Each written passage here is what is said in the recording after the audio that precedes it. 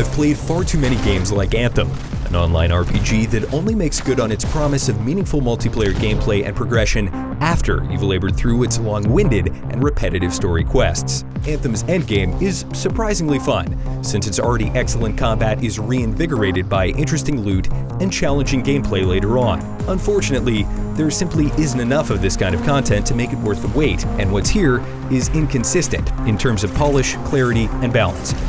Anthem, as it stands now, is an adventure best saved for a later date.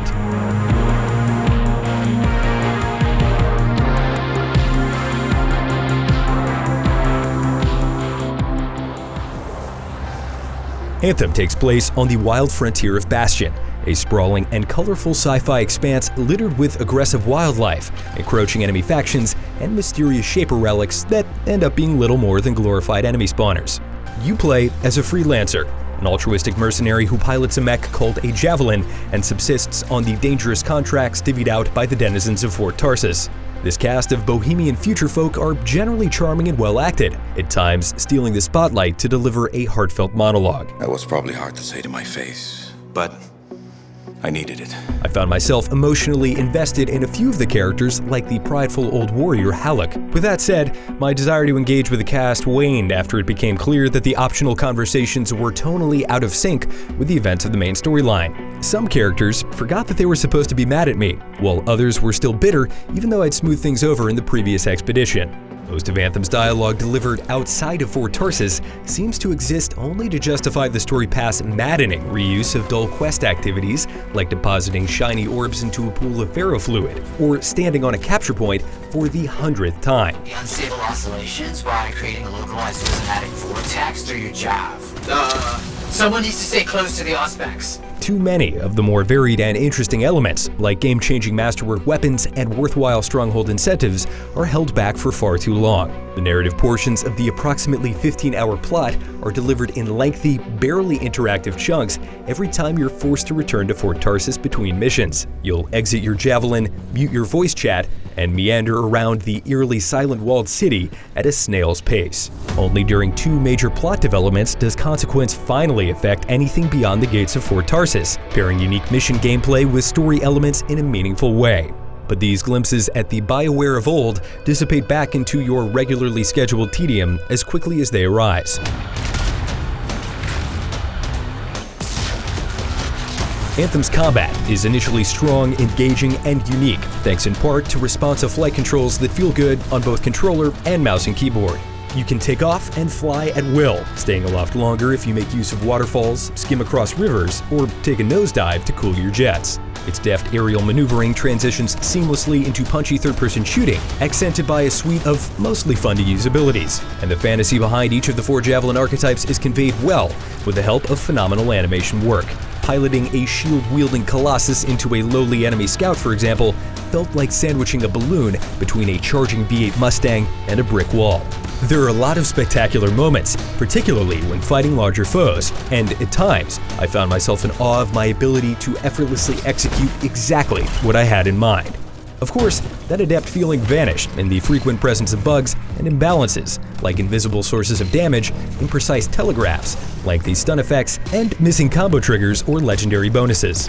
The combat also plays its whole hand within the span of the first few hours, and then proceeds to temporarily lose its appeal as you simply grind to increase the numbers on your already acquired gear variants and weapons. You won't see much in the way of new and interesting loot or enemies until you approach the endgame, and that's a very long drought. Rarity means nothing early on, as the extra stats are far too random and insignificant to be useful, and use annoyingly vague terminology. Weapon and ability balance is a total crapshoot. The Interceptor's cluster mine, for example, is inexplicably ineffective most of the time. At these moments you're left with the choice: attempt to finish the expedition with an apparently useless ability, or abandon it and suffer through an agonizingly long load screen to change equipment. The inability to change loadouts on the fly is thoroughly felt here, and makes experimentation more of a dangerous deterrent rather than a fun process of trial and error. The mechanical quality of Anthem's enemies is actually quite good, most of which require a unique strategy to beat efficiently, and all of them send enough projectiles your way to keep you constantly moving. But their variety in terms of pure quantity leaves a lot to be desired. You'll see the vast majority of unique enemies only hours in, with Stronghold bosses and 1 or 2 Dominion baddies saved for later.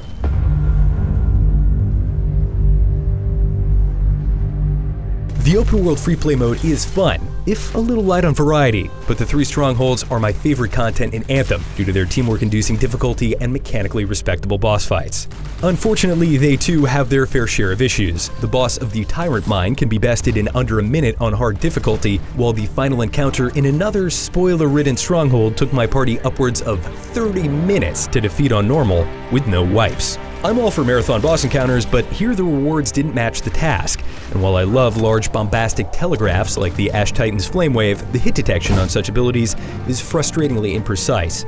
Whether the result of unusually bad latency or some other factor, the "how did that hit me" effect only gets more punishing as you venture into the Grandmaster difficulties.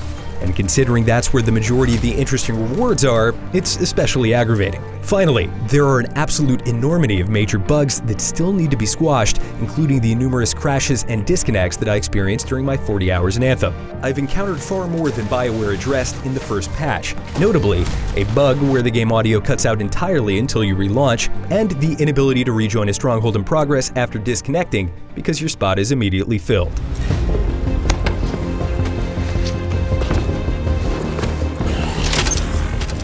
Anthem comes closer to succeeding as a co-op action RPG than it does a story-focused game, but only does so after a try and grind through its repetitive main quests. And even at that, its standout elements like the flashy combat and mechanically rich bosses still have a long way to go in terms of polish, variety, and balance. I hope that with time, BioWare can capitalize on its strengths and turn Anthem into something worth investing all these hours into. But all the indications are there's a lot of work to be done to reach that point. If you enjoyed the review, shoot me a follow on Twitter @ThugginDuggan, and for more on Anthem, check out 6 changes we want to see, everything you need to know about its microtransactions, and 10 minutes of Grandmaster endgame gameplay. And for everything else, keep it right here on IGN.